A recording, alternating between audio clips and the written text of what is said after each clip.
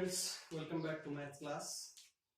तो अभी तक हमने चैप्टर फर्स्ट जो है कंप्लीट कर चुके हैं और आई होप कि आप लोगों ने जो है चैप्टर फर्स्ट जो है अच्छे तरीके से जो है समझ लिया होगा और उसकी एक्सरसाइज आप लोगों ने कर ली होगी।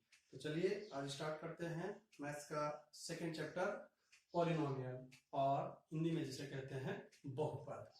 तो क्लास 9th में आप लोगों ने जो है बहुपद के बारे में अच्छी तरीके से समझ रखा है कि बहुपद कहते किसे हैं और उसकी कंडीशंस क्या है, कब जो है बहुपद होगा या नहीं होगा। तो आप लोगों को पता है कि अगर कोई चर राशि है और उसका अचर राशि के साथ एक कॉम्बिनेशन या गुणा, जैसे मान लो आपकी एक चर राशि x है, ठीक है, इसके हम 2 से मल्टीप्लाई करके 2x जो है एक पद बन गया है।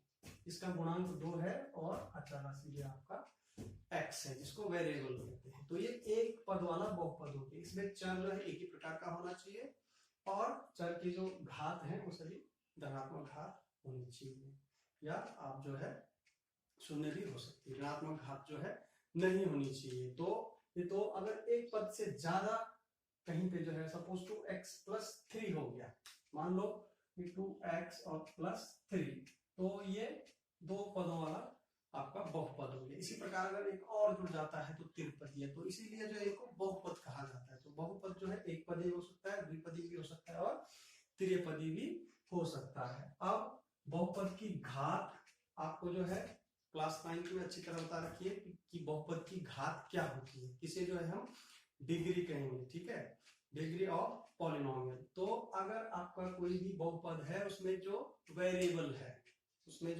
वेरिएबल है, मान लो ये आपका 2x² + 2x+3, ये एक बहुपद है। तो यहाँ पे आप देखेंगे जो x की मैक्सिमम पावर है, यानी जो सबसे बड़ी घात है, यहाँ पर देखेंगे आप x की घात 0 है, यहाँ पे 1 है, यहाँ पे 2 है। तो जो x की मैक्सिमम पावर होगी, जो सबसे बड़ी घात होगी, वही पूरे बहुपद की घात कहलाती है या डिग्री ऑफ पॉलिनोमियल कही जाती है। तो यहाँ पर इस बहुपद की घात क्या है, 2 है। तो अगर आपको जो है बहुपद की घात निकालनी आ जाती है तो उसके बाद आप डिसाइड कर सकते हैं कि बहुपद के प्रकार क्या क्या प्रकार आपके बहुपद के होते हैं। तो बहुपद जो है आपके जो है 3 प्रकार के हो सकते हैं, आपके सिलेबस में जितना तक है। फर्स्ट ऑफ ऑल है रैखिक बहुपद या लीनियर पॉलिनोमियल। तो लीनियर, जैसे आप लोगों को पता है कि अगर हम एक सीधी रेखा लेते हैं, ठीक है, तो उसका ग्राफ आपने क्लास 9th में पढ़ा है, ठीक है, तो उसका जो कर्व बनता है वो सीधा बनता है, लाइन बनती है, ठीक है। तो उस प्रकार के जो पद हैं वो किस तरह से होंगे, अगर किसी बहुपद की घात जो है 1 है, जैसे फॉर एग्जाम्पल 2x+3, ठीक है, 2x+3, तो यहां पर x की जो मैक्सिमम पावर है 1 है या 1 है। तो जिस बहुपद में x की घात 1 होती है उसे रैखिक बहुपद कहते हैं, ठीक हो गया। इसी प्रकार आता है द्विघात बहुपद या क्वाड्रेटिक पॉलिनोमियल। क्वाड्रेटिक पॉलिनोमियल अगर किसी बहुपद की घात 2 है, यानी उसमें जो चर है, वेरिएबल है x या y जो भी है, उसकी मैक्सिमम पावर, सबसे बड़ी घात अगर क्या है 2 है, तो उसको द्विघात बहुपद कहते हैं। मान लो यहां पर कोई है 3x² + 5x + 4, तो यहां पर आप देखेंगे कि x की सबसे बड़ी घात 2 है, इसलिए इसको द्विघात बहुपद कहते हैं, ठीक है।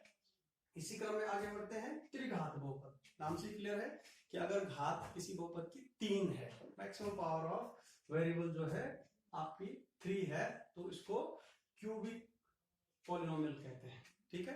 तो त्रिघात बहुपद मान लो मैंने लिखा 4x³ + 5x² + x + 6, तो एक जो है एक प्रकार का त्रिघात बहुपद हो गया, ठीक है।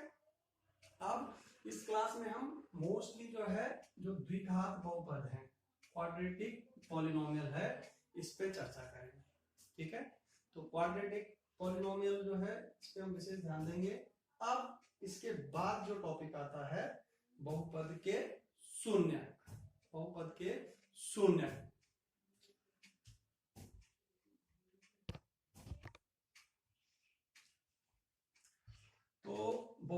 शून्य पढ़ने से पहले हम एक जो है और चीज डिस्कस कर लेते हैं कि द्विघात बहुपद का मानक रूप क्या होता है।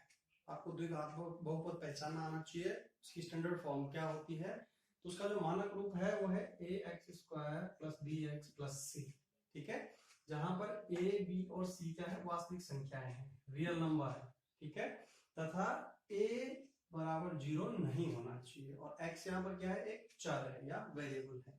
तो a 0 क्यों नहीं होना चाहिए, क्योंकि अगर यहाँ पर a 0 हो गया तो ये x² वाला जो टर्म है, ये पद है, यहाँ से हट जाएगा और ये द्विघात न रह के एक घात रह जाएगा, यानी रैखिक रह जाएगा। तो इसलिए जो है a बराबर 0 नहीं होना चाहिए। तो जैसे आप लोगों को मैं पहले कह चुका हूँ कि आप जो है इस बहुपद में मोस्टली जो है द्विघात बहुपद का मानक रूप पढ़ेंगे, ठीक है।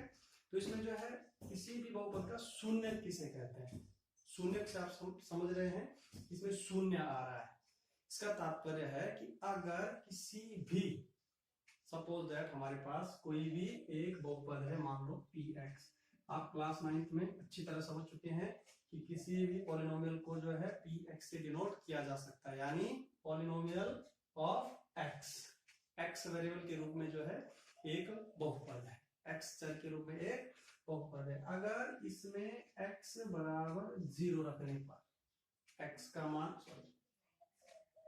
का मान कोई सा भी रखने पर, 1 2 3 4 कुछ भी रखने पर, अगर इसका मान 0 हो जाता है, यानी x बराबर कितना हो जाता है, 0, तो x का वह मान उसका शून्य कहलाएगा, x का वह मान उसका शून्य कहलाएगा। जैसे सपोज दैट हमारे पास कोई एक बहुपद है 2x² - 3x - 2, ठीक है, इसमें अगर हम x बराबर 2 रख दें, ठीक है, तो x बराबर 2 रखने पर ये px बराबर है, तो p2 बराबर कितना हो जाएगा, 2 × 2² - 3 × 2 - 2, तो कितना हो गया ये, 2 × 4 - 3 × 2 और -2, तो ये हो गया 8 - 6 - 2, तो 8 - 8 बराबर 0। तो ध्यान दो, इसमें क्या है, आपने x का मान 2 रखने पर इस बहुपद का मान 0 हो गया, तो इसलिए x बराबर 2, यानी 2 इस बहुपद का एक शून्यक होगा। ये जो बहुपद है उसके लिए 2 क्या होगा, एक शून्यक होगा। अब आप लोगों को एक और जानकारी दे दूं कि अगर आपके पास रैखिक बहुपद है तो उसका एक शून्यक होता है, ठीक है। अगर आपके पास द्विघात बहुपद है तो उसके 2 शून्यक होंगे। तो अब आप समझेंगे कि शून्यकों का जो है जो ज्यामितीय निरूपण है वो किस प्रकार होता है। आप लोग जो है कक्षा 9 में जो रैखिक समीकरण है, मान लो 2x - 3 = 2, इस प्रकार का कोई एक ही चर वाला जो रैखिक बहुपद है या समीकरण है, उसका ग्राफ प्लॉट करना सीख चुके हैं, ठीक है। तो इसलिए ग्राफ प्लॉट करने में आपको कोई दिक्कत होने वाली नहीं है, तो आप इजीली फाइंड आउट कर पाएंगे कि शून्यक जो है किस प्रकार फाइंड आउट करेंगे। आप किसी दिए हुए ग्राफ से आप कैसे पता करेंगे कि शून्यक है कि नहीं है, इसका कितने शून्यक हैं, 1 है, 2 है या 3 है। तो चलिए देखते हैं कि शून्यकों का ज्यामितीय निरूपण।